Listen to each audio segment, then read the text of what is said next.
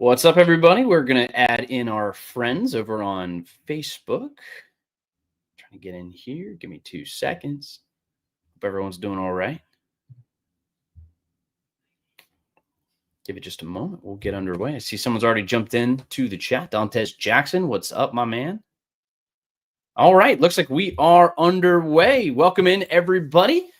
And welcome into the Falcons Podcast with me, your host, Garrett Chapman. Coming to you from a very nervous city of Atlanta, from the home studios, or the Chapman studios, if you will. I'm really excited to jump in with you here. And all the good folks over there on Falcons on SI to help bring some good content to you. Give me a follow while you're here at GChapATL on Twitter. Stay fully up to date on everything that we have going on. But we've got a big show set up for you today. I will be taking your questions, and I know there's going to be a lot of questions just based off of the Atlanta Falcons offensive line and what it's going to end up looking like. So make sure to drop those in the comments, and I'll get to as many as I can. But while you're at it, make sure to like the video, share it with your friends so they can get on some of this Falcons discussion. But as of tonight, we're going to dig into the Kaleb McGary injury updates, or really lack thereof, and what it means for the Falcons, what it means for the offensive line. We'll talk offensive potential. I got some rookie expectations, and then I will jump in and take your questions. So starting to see some folks jump into the stream. Thank you so much. Appreciate all of the support of all of you guys jumping in here. But let's get underway. So first and foremost, I want to talk about what I saw up at Falcons training camp. And it's not good. It's definitely not good, but it's also something that we don't know the full story to. So I don't want to overreact to anything that I saw on the field too much, but all right, let's just do this. I'm going to go through and tell you exactly what I saw. I'm standing at the far sideline with members of the media. We're at the end zone, right? So if you've been to Flowery Branch, you know the big hill that sits up from the back, right? I'm standing at the base of that hill alongside of all the other media members because that's where we have the best vantage point of what's going on. They're on the far end zone, right?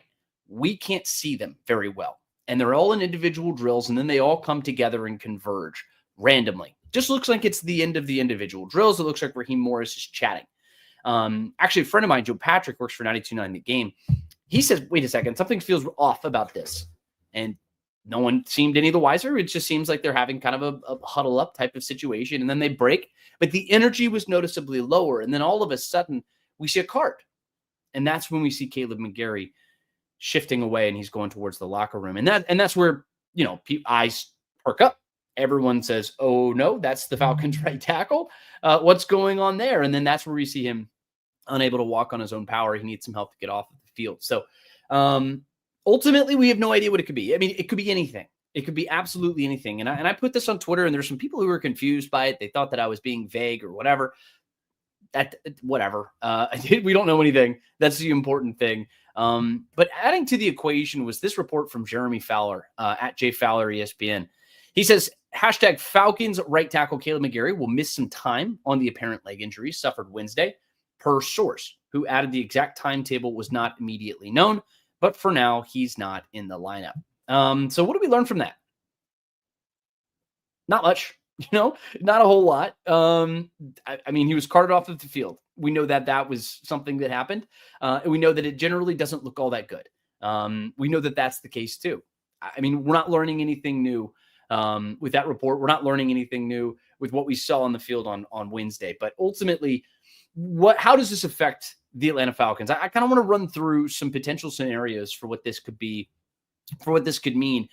Best case scenario, it could just be a strained MCL, or maybe it's just a tweaked knee. Maybe he messed up his calf. We really don't know. He does specify leg injury, doesn't say knee injury necessarily. We just know that he couldn't put weight on his leg. That's the only thing that we know for sure. But maybe he's just a stiff walker, because we've seen him walk around at training camp, and he is a very stiff walker. So there is a chance that that's all it is. And that would be your best case scenario. And maybe he misses 3, 4, 5, 6 weeks, something in that range. And then we get him back probably by maybe even the end of September. And when you look at the Falcons bye week that sits in week 5, the earliest possible bye week, maybe now it doesn't look quite so bad. But again, that's discourse for another time. Or once we actually have kind of a final answer on this. Worst case, still on the table. There's still a chance that it is the worst case scenario, and that they're just simply going out and looking for another opinion. And maybe they could end up doing surgery by the end of this anyway. So It's all still to be determined. We still don't have a firm grasp on everything that's going on. And it's not until tomorrow after the Falcons preseason game with Lions that we're actually going to have some substantive answer from the coaching staff, or at least from the front office. That's the AJC's D'Orlando Ledbetter. That's what he tweeted out. He just says that that's the next time we're going to talk to him. I doubt that we're going to hear any definitive reports between now and then, but you never know. I mean, the team could also just send out a press release while I'm on the air. So who has any idea really? Because the Falcons are going to do what they're going to do, and such is their prerogative.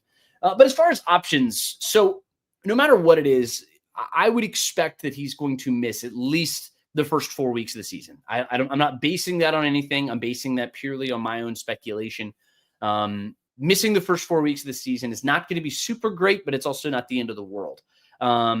If that ends up happening, I think you could potentially look back to an Elijah Wilkinson on this team, because also don't forget that Storm Norton just underwent an ankle injury or an ankle surgery. So he's going to be on the shelf for the foreseeable future, at least through the next 6 to 8 weeks. He's not going to be available until around the bye week. But Elijah Wilkinson is probably going to be your best bet of someone who's currently on the roster. Neither Brandon Parker or Jack Nelson, who was the rookie 7th rounder. I don't think either of them should even be considered locks for the roster at this point, much less a viable starting option for the Atlanta Falcons at right tackle. But I will say Parker does have some starting experience. He's had 59 games started, 33 starts at right tackle through 5 seasons with the Raiders. I've got some thunder and lightning over here. I don't know if anyone else can hear this, but it is going crazy outside. But no, but Jack Nelson, he's somebody who I think he just needs a little bit more development.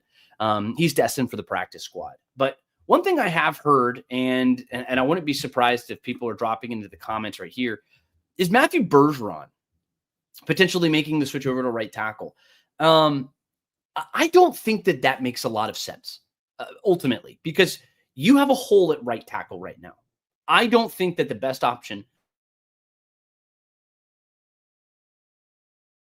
guard and try to force feed somebody who played tackle in college to try and make him play right tackle in the pros. It's a different game, right? And it's a different level. I don't think that moving Matthew Bergeron makes a whole lot of sense. I've seen a lot of speculation. I know people on our channel think about it all the time. I mean, it's not something that I think would make the most sense. That's my opinion. But it could be what I call a break the glass in case of emergency type of play. If this team is in absolute dire need of getting a right tackle, I value a right tackle over a left guard. And Elijah Wilkinson, somebody who's played left guard in the past, and it's something that he could potentially slide into that spot. I mean, when we played the Lions week 1 in the preseason, that's where Wilkinson lined up, so we'll see what can end up happening with it. Sam Clancy just says that D-Led pointed out that Jake switched to right tackle in a game. Yeah, I mean, Jake Matthews I believe he played right tackle in college when he was at Texas A&M, but that was also well over a decade ago, probably closer to 13, 14, 15 years ago. And if he's played one time at the right tackle spot, I don't think that that's a position that you really want to move your franchise left tackle, somebody who's played in that spot at a very consistent level throughout the course of his career. I don't think that that's a position that you're really going to want to put him in. Again, that's my opinion. I'm basing that off of just continuity and experience, because that is what Dwayne Ledford, the Falcons offensive line coach, Raheem Morris, and everybody else seems to put more value into more than anything. Continuity is king on an offensive line. I take continuity over talent any day. But as far as other options are concerned, I mean, a trade or the waiver wire, and that's just kind of where you are right now. And Terry Fontenot, I would expect, was already very active in the market, trying to see what certain players might cost. But you're also not going to find teams very willing to trade a swing tackle, because a swing tackle is somebody who is exceedingly valuable. Like that's something that can sit on your roster for 5, 6, 7, 8, 9 years and not change all that much. It's valuable. And that's not something that somebody's just going to let go, right? And it's not going to be let go for nothing either. So this is a team that's already kind of in a spot where they don't have a lot of value in the draft, just in terms of capital. I mean, like they've already sent off their first round pick. I don't know how many more picks you can afford to give away, but you also can't let the 2025 season go to waste either. So it's going to be very important for this team to kind of be in a strong spot, because look, you have Michael Penix, who's making his first week one start of his career. He's basically a rookie quarterback. This is going to be the fourth start of his career. And now you've got the blind side of his offensive line who's going to be a new face almost assuredly. So that gets you kind of concerned, and that's a realistic concern, especially when you look at the rushing attack, which was objectively very good last year. You got Tyler Algier, you got Bijan Robinson, and you think about how this injury or the length of which we don't fully understand yet, but you look at what the ramifications are of this injury, and you start to get worried because not only, the Falcons were a good rushing attack, but they were also second in the NFL in rushes outside of the tackles. At 67% of their rushes last year came outside of the tackles. And they only trailed the Washington Commanders in terms of rushing success rate. So that tells me that they're running off of their tackle as much as they are anything else, more than anything else, 67% of the time. That's an extremely, extremely important thing to keep in mind here, that this is a group that likes to run outside. It's that zone run scheme that is just an incredibly important thing for this offense. And Zach Robinson puts a very large emphasis on that. So your attention now turns to what's going on Friday. And it's your final preseason game of the summertime. And look, it's going to kick off at 8:00. We don't really know what they're going to do at right tackle. Maybe Wilkinson is a guy who doesn't play because now he's your guy at right tackle, and all of it's still to be determined. And maybe Raheem Morris opts to sit him down and treat it like he's your bona fide starter. He's the guy who came in after Kaleb McGary goes down with the injury. And that was what he said. He said, look, I don't want to start a guy just to mitigate the risk of injuries. And maybe you see that with Wilkinson. Who knows? But ultimately, this is a spot that the Falcons did not want to be in. Storm Norton and Kaleb McGary going out basically at the exact same time.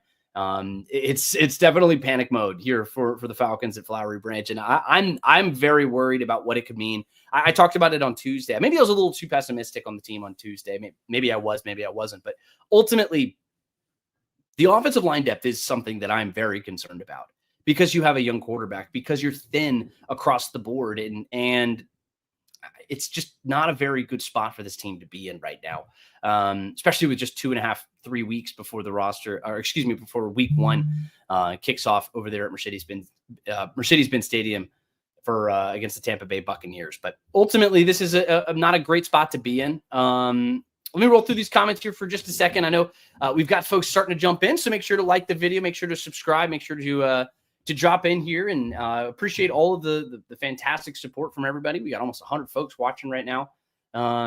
Let's keep on going down. Clay Melton says this feels like they don't like what tests have shown, so they keep getting medical opinions. Yeah, that's what I speculated, Clay. That's my opinion on the matter too. Again, people took that as what I tweeted out as a report. It wasn't a report necessarily. It was just me saying that this is what it feels like to me. We also don't know who gave Jeremy Fowler that report. Maybe it could have been someone from the team, could have been just a doctor, could have been somebody who's just close to the situation, could have been Kaleb McGary's agent.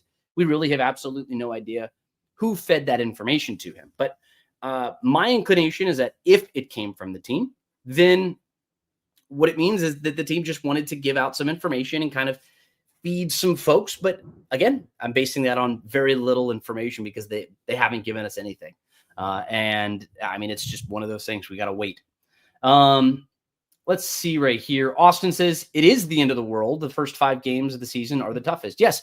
Austin, yes, that's a fair point. This is the first 5 games of the season are the most difficult. I would say the first 6 games of the season are definitely the most difficult games of the season. I'm talking as far as timeline for Kaleb McGary. Would you rather lose him for 5 weeks or for an entire season? That's what I was saying. So it's not the end of the world because you have a slow start and maybe you have to make do with a backup level player at right tackle until you get to that spot. Don't misconstrue what I was trying to say there, Austin. But no, your point is well received. It's a very difficult start for the Falcons, and it's definitely a worst case scenario type of situation, losing a guy along a very thin offensive line before you even get to week one, especially when you have a head coach and front office that's made it very clear that you don't want to play in the preseason to mitigate injuries. It's just kind of ironic, very upsetting, I guess you could say. But again, it's all to be determined. And I don't know if you guys can hear this lightning. It is going absolutely nuts. The thunder and lightning that's going on right behind me. All right, let's keep on rolling through. And then I'm going to get into some other ramifications here. I'm going to get into some Falcons rookie report expectations and kind of see what I'm thinking for them. Terry, we'll jump in here with you. He said, we need to be all over the wire. Post cuts, Falcons better be first in line for tackles. Yikes. Yes, you're exactly right, Terry. That's what I expect that they're going to be doing. That's going to be their first look, because I thought they were going to be doing that anyway. Because Wilkinson was not he's not somebody who I give a lot of credence to as it is. And now you're looking at a situation where you don't have a swing tackle. So God forbid anything happens to anybody who is in as of right now. So say you have a week 1 starter and Wilkinson goes down, and then what do you do from there? And then that's just nightmare scenario there for the Falcons. And so they're going to be doing it anyway. I would fully expect somebody else to jump in there. So we'll keep rolling through some of these comments. Sam Quantz's D-Led pointed out that Jake switched to right tackle one time in a game as a rookie. No, I mean, yeah, it was many years ago. I don't think that that's something that he's going to end up doing. I just don't think that makes a whole lot of sense just in general there. And I mean, it's not something that I see the Falcons doing, is switching over a guy who's been starting at left tackle for basically his entire career and rolling him through and putting him in that kind of situation here. Let's keep on rolling through. Yeah, you say Ron Carter mentions he played right tackle his rookie year. Again, that was almost 15 years ago. It's been a very long time ago. Clay Melton mentions that he's heard Tyler Allgeier's name thrown around for trade possibilities. I don't think that you're going to get a whole lot of value for Tyler Allgeier just in general. And that's not a knock on Tyler Allgeier. It's just a reality of a backup running back in the NFL. You're maybe going to get a 5th, 6th round pick for him if you put him into a pick value. But if you actually turned around and put something for him as far as like a swing tackle or something, I don't think that makes a whole lot of sense, especially for somebody who's going to be important for what you're trying to do on offense. Zach Robinson's talked a lot about how he puts a lot of value into having the consistency in that backfield. And Bijan isn't somebody who you want to give 300 touches to, or in a perfect world, that's not going to be what you want to do because you're trying to mitigate the contact that's going to be on him. I see Scott. Yep. Appreciate you, bud. No, big donation there. I appreciate it. Any donations like that, I really do appreciate. It helps keep the lights on here. Scott, you're the man. I appreciate you. All right, but we'll come back around to some comments and we're going to keep going through. We'll get we'll do this one right quick. And then we're going to get through. I want to talk a little bit about the Falcons rookies, and what my expectations are for them. So do you think Zach Robinson goes to more pistol shotgun so Michael Penix doesn't have to turn his back as much in play action? This question comes from Sam Klontz II on YouTube. I think he was going to be doing it anyway. This is something that he's talked a lot about, and Michael Penix has talked a lot about it. Hell, most of the offensive line has talked about that a whole bunch. It's how in this day and age of the NFL, you don't have a true blind side in the way that you used to.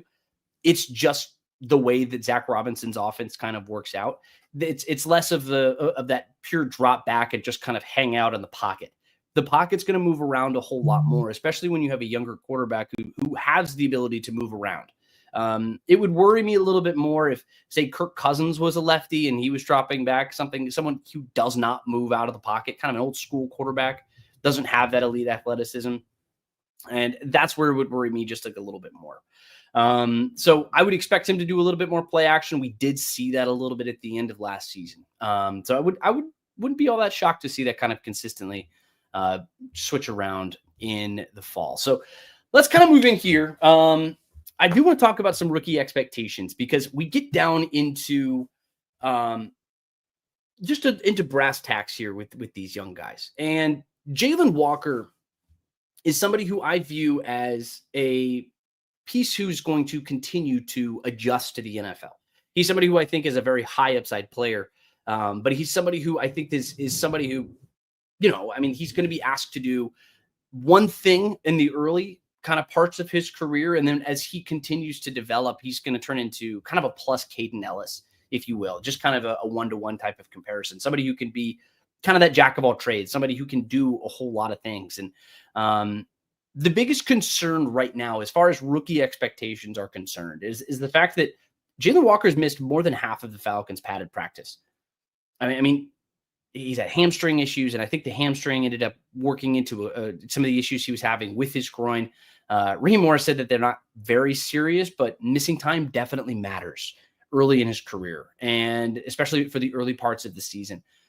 We did see him on Wednesday, so I guess that was kind of a positive there for Wednesday's practice, where everything else seemed to kind of be bad news. More and more bad news just kind of came through. But Jalen Walker did practice. He's not going to play on Friday, just based off of the report that we heard from Raheem Morris, but he is lining up to play September 7th when the Bucs come to town. And I do think that, based off of some comments, this is nothing that Raheem Morris said, but it's just my inclination of what I was hearing from him. I'm not super worried about his health just in general.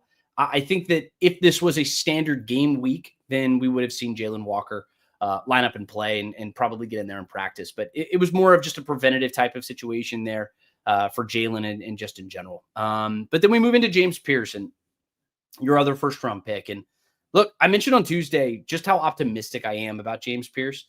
This is a guy who has defensive rookie of the year potential just written all over him.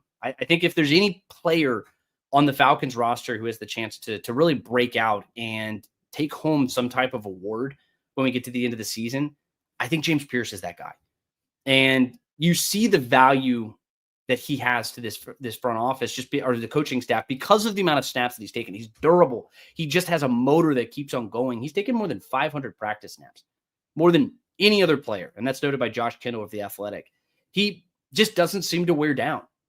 And you compare that to what you've seen with Jalen Walker, just like on the opposite end. And this isn't a knock on Jalen. It's just more of a credit to James. It's a very tough adjustment for somebody who's making that jump from college all the way to the pros. And James has jumped in, and it's just been business as normal, right? And I don't expect him to start week one. I don't think that he's going to be really a massive impact player in the early couple of weeks, but he's got a path to being an impact type of player. Raheem Morris said that they're going to send him in waves. That was the direct quote from him. But I think that he has the chance with a specific role, a preset role of just a third down pass rusher. That is one of those spots where if the defense can kind of keep guys in, second and manageable type of situation, manageable for not second and short or anything like that. If it's 2nd and 5 or a little bit further out, 3rd and 5 and a little bit out, and you have an offense that, in my opinion, could still be an offense that's scoring 26, 27, 28 points per game, then that's going to give you more opportunities to really get after the passer, and that being James Pierce. So he has that clearly defined role. He's going to be a third down pass rusher. That's not a bad thing. It's going to give him an opportunity to just pin his ears back and just get after the quarterback. And you've seen that edge. You've seen that toughness that he's brought to the team. And I think that ultimately it's going to be a great thing for James. And I think he can definitely get you into that 7, 8, 9 sack range. If he has a really good season, I think an expectation is probably closer to 6, 7 sacks maybe.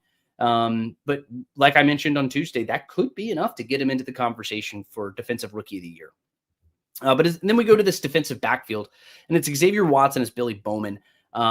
These are two guys who I see having more of an opportunity to start early. James Pierce and Jalen Walker, they're going to have to compete for starts, I guess, if you will. They're more of a rotation, just with Arnold Ebiketie and with Leonard Floyd and guys like that. So there's going to be a little bit more competition just in terms of reps for those guys. But Xavier's somebody who I think has the highest ceiling of the guys who were in that defensive backfield. So you compare him to what Jordan Fuller potentially gives you, and it's clear why he's gotten so many reps.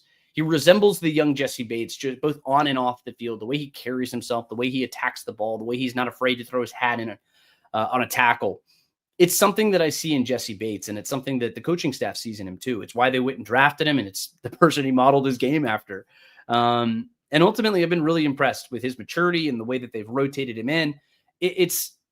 I get that Jordan Fuller's there, and I think Jordan Fuller's probably going to be the guy who starts week one, but it also wouldn't surprise me if Xavier Watts comes in and does that. I think he's going to give you a whole lot of upside there, and he's going to take over that position just as the season continues. But then as far as Billy Bowman's concerned, like Xavier, he's taken a lot of first-team reps, but he's still adjusting to a new position. He played safety predominantly when he was at Oklahoma, played free safety, strong safety. I mean, he played linebacker.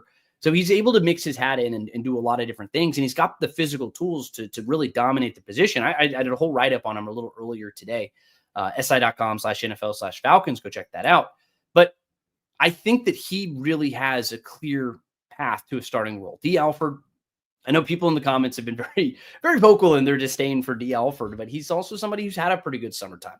So his camp has been solid. And I think D. Alford's one of those guys who could start early, but Billy feels like the guy who's going to be the first rookie to jump in there and get a start. And I think he's going to play a little bit.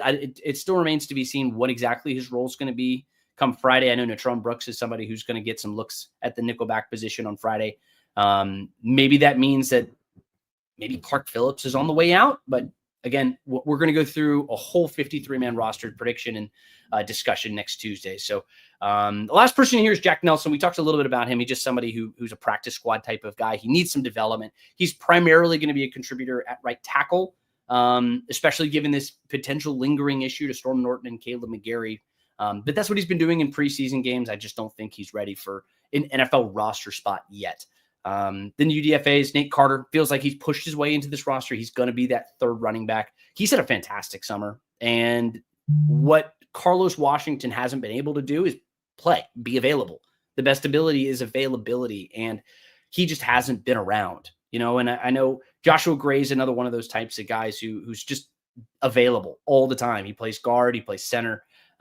He's kind of making his name there. Nick Nash, he's a popular name coming into training camp this summer, but he feels like he's kind of been on the way out. I have a hard time thinking he makes even the practice squad at this point. He might be able to do that. Just depends on what you believe in terms of Chris Blair and Dylan Drummond.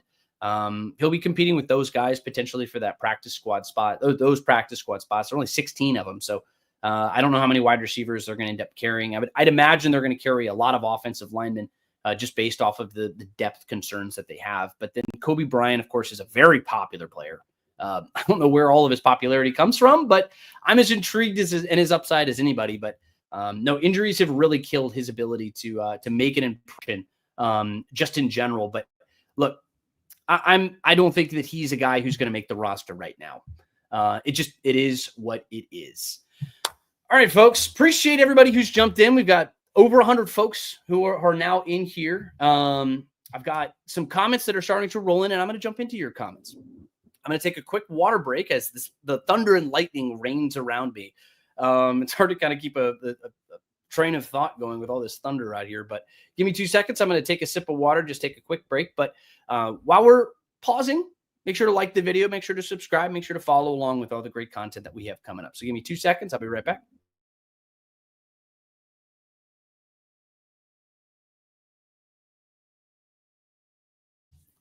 All right, we're back in here, and I'm going to jump in and start taking some comments here. So we're going to start here. Let's see. Jeff Holton, he mentions that plenty of potential candidates when all the team cups come, hopefully. Yes, Jeff, you're exactly right. That's kind of my expectation for the Falcons. I think that's going to be priority number one, is going and getting some guys. So once you look at guys who make the final 53, I would not be surprised if somebody makes the final 53-man roster and then is subsequently cut or waived or maybe sent down in that way after the fact, because you just have to declare your 53 and then they're going to be able to put guys on the PUP list or the IR or whatever, et cetera, et cetera, et cetera. They give them their designations and then go from there. But I do think that they're going to add at least one body from the waiver. But one very important thing that everybody needs to keep in mind here is the fact that if you add somebody on somebody else's waiver, right? So you pick up somebody who was cut by another team, you have to add them to your active 53-man roster. So you can't just grab somebody and put them on your practice squad. That's not the way it works. You have to grab somebody and put them on your active roster. That's just something to keep in mind here when you start thinking about some of these players that the Falcons could or couldn't add or drop. So this also gets into the stuff with Kobe, and I know a lot of people are probably going to drop in comments about Kobe, and rightfully so. He's a very polarizing player. I know a lot of people are maybe not polarizing is the right word, but you have some people who are very interested in the status of Kobe Bryant. And I mean, if another team picks him up, they have to add him to their active 53-man roster. And I don't know if anybody's seen enough from Kobe just in general to potentially do that. So I do think that they'll have a pretty good shot if they do waive him of re-adding him in on the practice squad. Let's go. Keith Robinson Robbins on Facebook says, next man up. Who is the next man? Well, Elijah Wilkinson is, as of right now. It's not a great situation. Wilkinson started games for the Falcons, I believe, in 2022 or 2023. It was right before Matthew Bergeron came in. So it would have been 2022. He would have started games at left guard. How things have gotten better at the left guard position with Matthew Bergeron, which, again, let me remind you, is another reason why you don't want to move a guy on your offensive line over to another spot. It's not matted. This isn't something where you're able to just pick up and move pieces around. It's less possible for somebody on an offensive line than, say, a wide receiver position, where there's a lot more fluidity to that role. Hell, you can move a running back to a wide receiver spot probably a little bit easier than you could an offensive lineman, because like I mentioned when we got started, continuity over everything. Continuity is the most important thing on an offensive line, and I don't think that the Falcons are going to risk damaging that any more than they absolutely have to.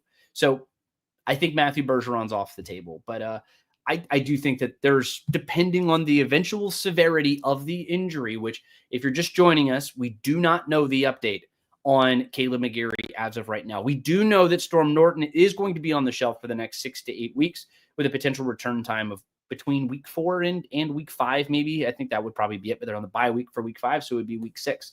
That's all we know as of right now. Derek says, good afternoon, everyone. I think we're transitioning into the evening, so good afternoon, good evening, good night, whatever, however you want to say it. We're going to keep rolling through with some questions. If you have some questions, I'm more than happy to jump into it. We'll continue to take those here.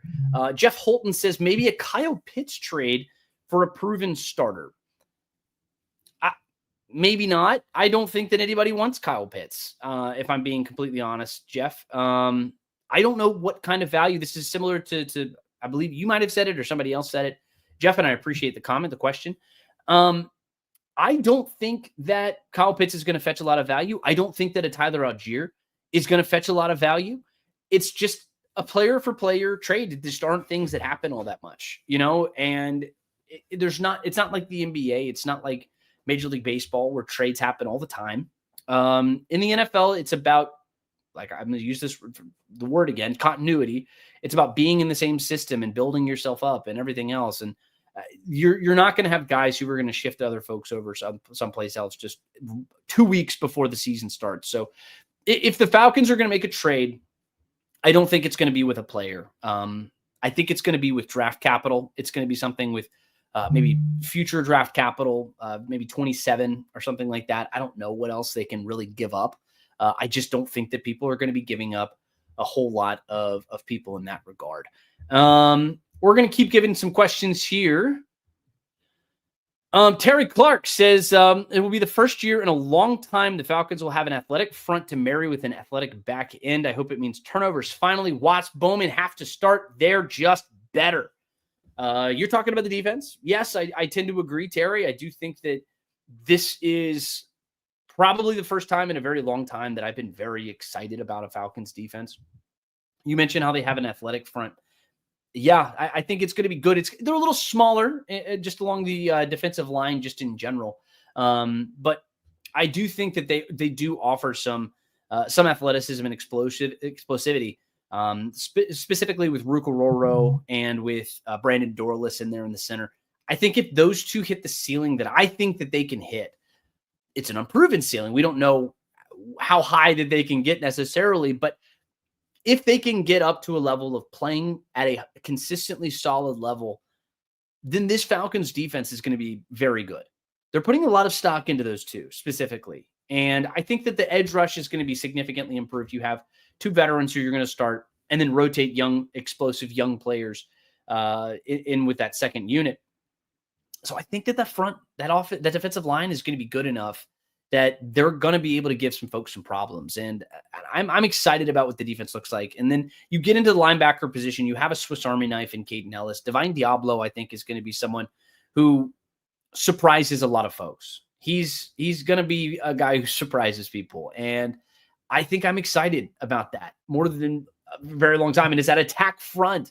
Jeff Ulbricht's talked about it, getting that edge and getting those folks who are willing to kind of play that style and adapt that. And Terry, you mentioned Xavier Watson, Billy Bowman. I think Billy Bowman, most of all, he's somebody who likes to throw his hat around. He's somebody who he's not very tall necessarily. He's only 5'10", but he's a stocky build. He's tough. He's somebody he's gonna get in there and hit. And they talked a lot about what kind of guy physically that they want to have in that defensive backfield, specifically at that nickel spot. And it's somebody who they called it Cobra-like qualities for Billy Bowman, where it's short area quickness and he wants to explode and pop, and he needs to be fast enough to keep up with shiftier wide receivers. And that's Billy. And that's what we've seen from him. And you've seen some of that kind of attack style on the defensive side that we could see in the regular season. We've seen it on special teams. And we've seen them explode down the field and really create some problems for punt return guys. He's had some very athletic tackles. He's shown some of that explosiveness, and I think that ultimately it's been a good sight to see for him. And I think he's going to have a role here early, at least in the early parts of the season. But we'll see what it actually looks like at the nickel spot. I think he's inevitably by mid-season, he's absolutely going to be the starter for the Falcons. But I think he starts a little earlier than that. I'm just setting the floor at maybe mid-season that we absolutely see him kind of being the every week starter. But just as he continues to adjust to a position that he didn't play in college, he was more of a box safety. He's somebody who likes to get around and just be around the football, as evidenced by 11 interceptions that he had at Oklahoma. Just guys like that have a nose for the football, and I think having someone like that in your nickel spot is going to be very valuable. But you also mentioned Xavier Watts. He's just has a high IQ. He's somebody who I'm very excited about. I think he has a ton of potential. Some people had him as their second safety in this class. Some people had him second round or so. And he's very smart. Generally speaking, the closer you are to the middle of the field, the smarter I want you to be. Like your quarterback, your middle linebacker, and your safety specifically. Those are the three guys who I need you to be very intelligent. And I think that Xavier Watts has that intelligence.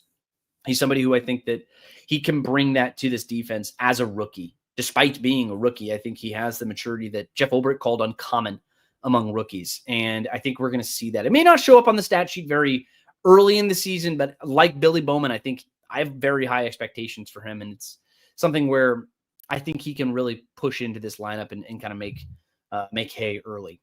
Let's keep on rolling through. Happy Hudson says, depending on the severity, I think when roster cuts happen, that would be more likely than a trade. Yes, Happy Hudson, I completely agree. I think trading is not something that Terry Fontenot would want to do. We don't have a lot of capital, just as it is the Falcons don't. And if he's out for the season, you're going to have to be a lot more aggressive. You're not going to find a starting caliber tackle in the waiver wires. It's just not the way the NFL works. Tackles don't grow on trees, especially 6'5", 330-pound guys who want to defend the blind side of your quarterback. That's not somebody you want to do in that way, but maybe you can go find a swing tackle. I know teams, like I mentioned earlier, they don't want to give up the swing tackle very often because that's your security blanket along the offensive line. So teams don't want to give it up. So what they're going to do, the leverage is going to be against the Falcons, like 10 Camo 1 mentions.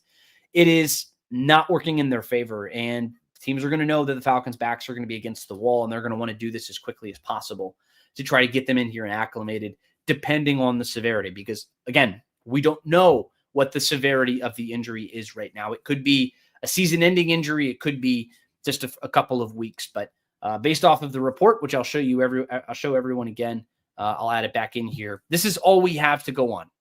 For anybody who missed this on Twitter earlier, I think it went out as an ESPN update as well. It's Jeremy Fowler commenting that Kaleb McGary will miss some time with an apparent leg injury suffered on Wednesday. Added that the exact timetable was not immediately known, but for now he is out of the lineup. Doesn't say a whole lot. Doesn't say if anything, it doesn't say anything. You know, we know that he got carted off of the field. I could have told you that he was going to miss some time. I think that's generally speaking pretty understandable. How many game weeks is he going to miss? I think that is the more important thing. And they still have 2.5 weeks or so before they get into the regular season. So maybe it's a minor injury. Maybe it's a major injury. We just have absolutely no idea. And we won't be able to ask the team until Friday evening after the Dallas game. All right, keep dropping in these questions. I see some more that are coming in. Just while I'm reading through here, make sure to like, make sure to subscribe, make sure to head over to the NFL.com or si.com/NFL/Falcons to get all of your NFL news on the Atlanta Falcons. Hucklebuck71 on YouTube. He comes in here. He says, I like keeping Malone over Anderson and Bertrand, period. Well, I think all three are probably going to make the roster. I would be very surprised if all three don't. We talked a lot about how the rotations are going to be very prevalent, I guess you could say, along the edge and on the defensive line, even in the secondary at times, at the nickel spot and maybe at safety. The inside linebacker position is not one that they're going to be doing a whole lot of transition. I think it's going to be a lot of Divine Diablo and a whole lot more of Caden Ellis. That's what you're going to see in that interior linebacker spot. But D'Angelo Malone is somebody who has been cross-training at that inside linebacker spot. He's kind of going outside linebacker and inside linebacker. He was drafted to be an edge rusher, but he hasn't made much of an impact just in general at the outside edge rush position. They're trying to keep him on the rosters. They're trying to find ways that they can keep him, right? They're doing that by cross-training him to kind of build out a larger base. But he's somebody who may not be a very active participant on the defensive side of the ball, but he is an active participant in special teams. So you have to find a role, and he's a guy who has a role on this defense. Troy Anderson, somebody who he's going to make the 53-man roster. I would be just flabbergasted if the guy doesn't make the roster. But I don't think he's going to be activated until probably a couple weeks into the season. I again, basing that just off of my own speculative thought here. I don't think that he's going to be healthy enough. I can't comment based off of things that I've seen on the field, what they do on the secondary field. Just terms of my credential, I'm not allowed to discuss that kind of thing. But without going into detail on that, I do think that based off of comments that we have heard from Raheem Morris and other players and things like that, I would not be at all surprised if he ends up going on an IR spot just because we haven't seen him yet. Because you've seen teams like Tampa Bay, they just designated Terry Godwin to not Terry Godwin. Shoot, I'm blanking on his name. Wide receiver just got hurt. I'm blanking on it. I'm alone here. So wide receiver that just brought him back in from injury. Chris Godwin, excuse me. I had to struggle in for that one, but no, they just designated him to return from the PUP list. So by virtue of us not seeing the Falcons do that, I just don't think that Troy Anderson's going to be ready. But he's also somebody you invested a second-round pick in. He's somebody that you saw a lot of value in to make that second-round pick. And he's also a guy who, before he got hurt last year, the guy had 16 tackles in a game and was named NFC Player of the Week, Defensive Player of the Week. He has potential to be that guy. He just hasn't been healthy. That's not a guy you turn around and cut. You know, I just don't think that that's going to be what happens. JD Bertrand is a guy who can give you something in run defense. It's at the very least, he's going to come in and give you special teams reps. I think of those three guys listed, I think JD Bertrand is probably the guy who would get waived of those three, but he would be retained on the practice squad just in general. But let's keep on rolling through. Hucklebuck71, you just came in. Chris Godwin will not play until October per NFL TV. Yeah, I'm not following their situation actively. I just saw that he just got designated to return. I don't think he's going to play for a little while. He's not going to play against the Atlanta Falcons. I know that's probably the confident thing that I can say about that. 10Camp01, he says, do you think we will keep Younghoe Koo and Lenny Krieg? Yes, I do. There is an International Pathways program. I think I've talked about it here on this podcast. I'm sure I've seen it elsewhere discussed. But yes, I think that he is going to be on this roster. Younghoe Koo has effectively won the kicker battle. I think that's been decided now for a couple of weeks, at least in my head. It's been pretty much well decided because it's a guy who's damn near a 90% kicker outside of last year. And even including last year, he's still a high 80s, which is one of the highest in the NFL. He gives you a very high floor, and he may not be able to kick a 58, 59, 60-yard field goal. Oh, wait, he absolutely can. He did it against the New Orleans Saints last year. You know, so Younghoe Koo is one of the best kickers in the NFL. I understand last year was a frustration point for a lot of fans, but he was hurt. And that's really all there is to it. He was injured. And if you're hurt, hurts your ability to kick. And I mean, I think that Lenny Krieg offers you some exciting potential, but he's not somebody, in my opinion, that's ready to kick on Sundays every single week. He's going to go on to the practice squad. He's going to be an additional 17th spot. I believe he has to clear waiver. I don't know how it's going to work necessarily with that, but he is somebody who I do think that they end up keeping. Let's keep on rolling through. Terry Clark says, can we survive the first quarter of the season, which is the most difficult portion of our schedule? Hopefully we can manage 3-2 or 2-3 when we get Kaleb McGary back. So Terry, I want to be very careful that we are not setting an expectation here. My expectation is not that Kaleb McGary is only going to miss a couple of weeks. We don't know how long Kaleb McGary, that was a scenario. I just want to be very clear that I do not know when Kaleb McGary is going to be returning to the Atlanta Falcons. He may be coming back sooner rather than later. He may be missing the entire season. We do not know. We will not know until likely tomorrow night. But to your point, 3-2, 2-3 over the first 5 games of the season, that would be very good. And I would say that 3-2 is probably your best case scenario. And it's just based off of the caliber of the opponents you're playing. You know, you've got, just off the top of my head, you're facing 4 teams who made the postseason last year in the first 5-6 weeks of the season. You know, you have Super Bowl contenders in that span. You have a team who's won the NFC South the last 4 years in a row in that span. You have a team who beat you by 21 points last year in that run. So it's going to be a difficult run. It's going to be difficult, but that's also life in the NFL. The NFL is very difficult. Even the bad teams are very good, right? So ultimately 3-2 is something that I would say optimistically is in the cards. 2-3 is probably a more realistic start, just based off of inexperience at various positions. And now you have a lingering potential concern at the right tackle spot. Happy Hudson, Godwin and Wirfs. Yes, thank you. I blanked on Chris Godwin's name. I appreciate you. Tristan Wirfs, of course, is the franchise tackle. Debatably the best tackle in the NFL, who is going to be injured for the Falcons game as well. Happy Hudson says, still no Mooney update with the release of Chark. DJ Chark's addition had nothing to do with the injury to Darnell Mooney. That's based off of what the coaching staff told us. They had brought him in before Darnell Mooney was injured.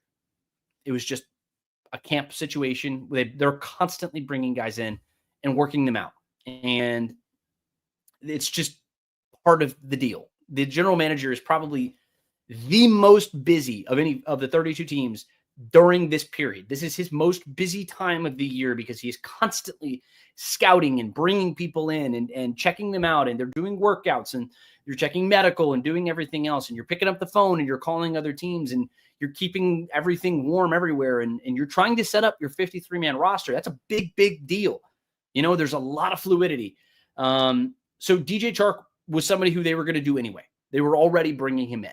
Has no correlation to Darnell Mooney, based off of my information that I received from the team. Darnell Mooney, still no update though. I saw him running around on the field, but that's not much of an update. I don't know if he's going to be ready for contact. I don't know. We haven't heard anything from the team officially in that regard. Based off of some comments from Michael Penix, I would say that they're optimistic that he could potentially make a run at week 1.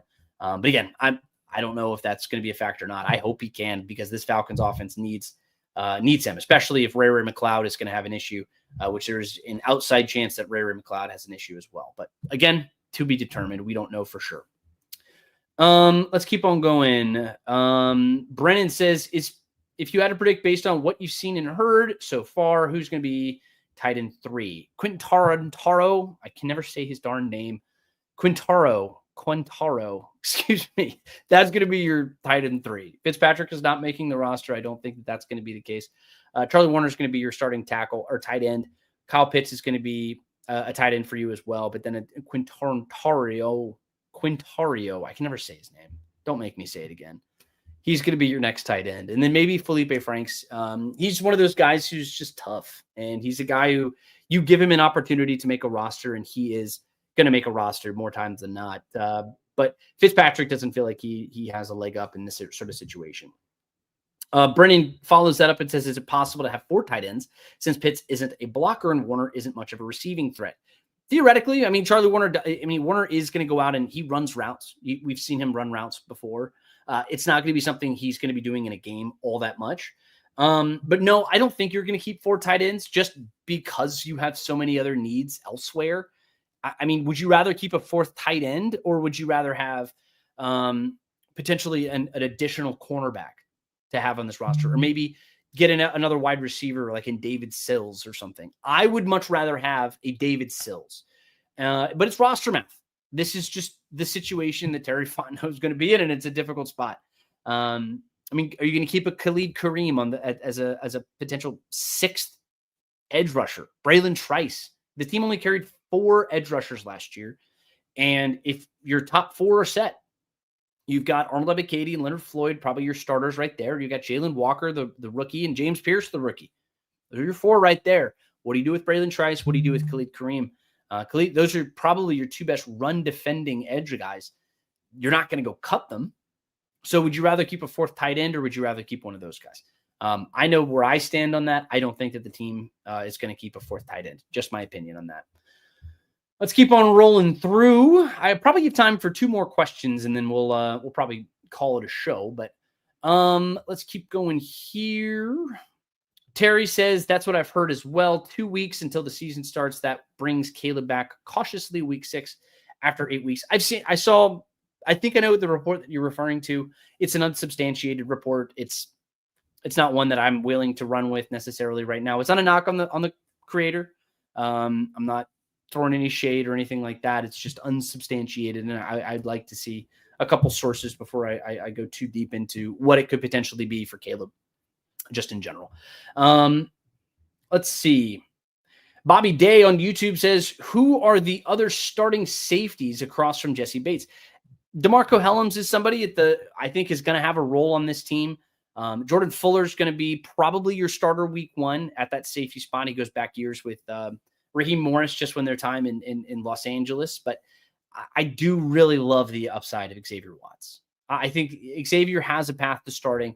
Billy Bowman's probably going to be my first rookie who starts, just in my opinion. But then Xavier Watts is somebody who I think has a clear path.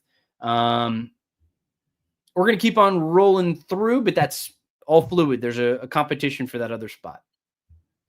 Let's keep on going. August 809 says, looks like the season is over before it even starts. Starting blindside protection and his backup out for at least half the season. We don't know if it's half the season. It's just Storm Norton's going to be out for 6 to 8 weeks. But that is also going to place him for a return around the Falcons bye week, around week 5, week 6. So they should be getting him back for the second half of the season. And really the second 2/3 of the season, if you really want to put it that way. But there are 10 other guys who play football, right? You can lose the tackle and you can still play really good ball. You know, I think you'll be fine. You can scheme things around. And look, Charlie Warner's also a guy who they're going to probably move over to the right side, and he's going to help with chips and things like that. This is not the end of the world. This is not the end of the season. This isn't a season that's just going to go completely off the rails because you lost your right tackle. Maybe. We don't know what the actual prognosis is for Kaleb McGary yet. So I don't want to hit the panic button. I don't want to freak out too much as of right now. But August 809, I understand you're worried. I understand your concern. It's very frustrating, especially when it's only 2 weeks to go until we get to the regular season. I get your frustration. Just like everybody else, we gotta just wait and see. We just gotta hold on. Let's keep on rolling through. Brendan, that's a great question. Oh, I'll get to you, Stephen B. I'll get to you. Brendan, give me 1 second. So how good is a team if losing 1 or 2 linemen ruins the season? That's kind of my point. That is kind of my point, Stephen. I think that this is a team that I think will survive. They'll be okay. And worst case scenario, you have a hole at right tackle, and then you go and address it in a trade. And you do what you can in that way. And then you bring a guy in and you see what they can do. There are options. Terry Fontenot is working the phones. He's figuring it out, talking to agents, and he's going to get something figured out. If he misses extended time, I think that they should be okay. Brendan, you have a good, interesting spot. He says, are you, Scott, and Nick all going to do a show sometime, maybe before or after game days? I think that sounds fun. Scott, if you're listening, I'd love to do it. I think that'd be a great time. Maybe if we can do like a pregame show or a postgame show or something like that. Brennan, that's a great thought. I think that would be potentially a lot of fun. I think it would be a good time because, I mean, I'm up there at Flowery Branch all the time. And those guys really do have a lot of great insight. They do a really good show. So maybe that'd be a lot of fun. But yeah, very good.